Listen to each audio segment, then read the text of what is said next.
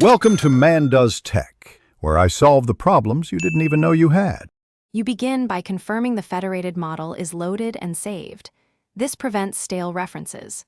Once done, open Clash Detective, pick an existing test, or create one that targets the systems you care about, and run the test to generate results. Make sure to keep the results window visible so you can interact. You do this because an exported report reflects the active test state. Export Now ensures consistency for downstream coordination and avoids repeating checks later. Once results appear, apply filters to hide obsolete or low-priority clashes so the export focuses on what matters. Make sure to group clashes by test, rule, or model to create a logical structure in the report. This helps recipients triage.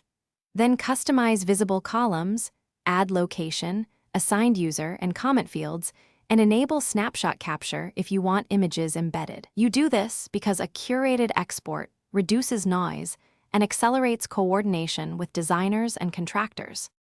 You're ready to export. Choose Export, pick HTML for human-readable reports, XML for BIM 360 intake, or CSV for spreadsheet workflows, and set the output path. Make sure to include snapshots and the specific columns you prepared, then run the export.